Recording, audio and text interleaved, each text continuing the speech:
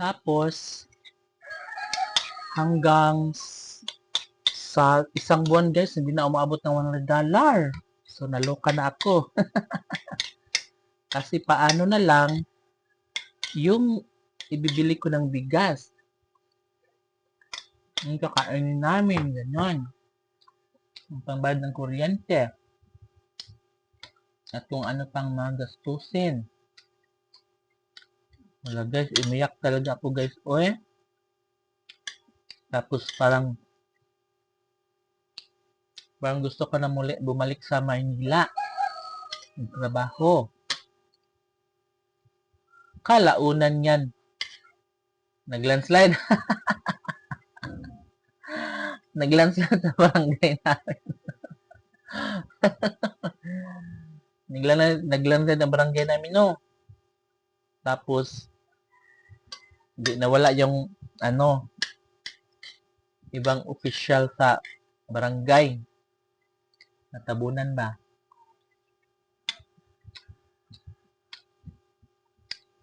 Hindi, ako yung ako yung ipinalit.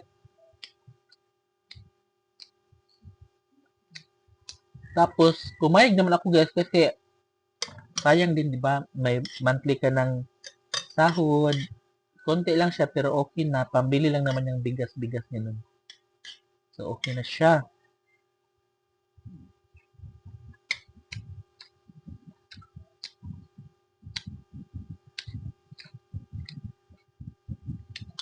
Kaya nagdesisyon lang ako guys na hindi na ako pupunta ng Maynila.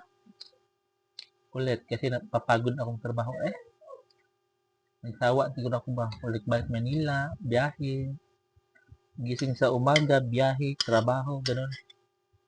Tapos yung decision ko na guys, dito na ako sa probinsya na nakailang, na ako, 5 years na ako dito.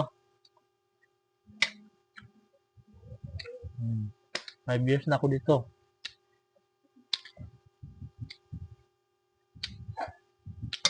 Hanggang ngayon, di ba? So sabi ko, may sweldo naman ako sa barangay. Tapos, sa GCash ko guys, malakas sa GCash dito sa amin. Fight na. Cash in, cash out, load, gano'n. Yeah. So, okay na. Makabayad na ako ng kuryente, tubig, bigas at ulam. Kaya kahit yung sa YouTube guys, medyo na-delay, okay lang. Sa akin. At least, may pambili naman ako ng bigas.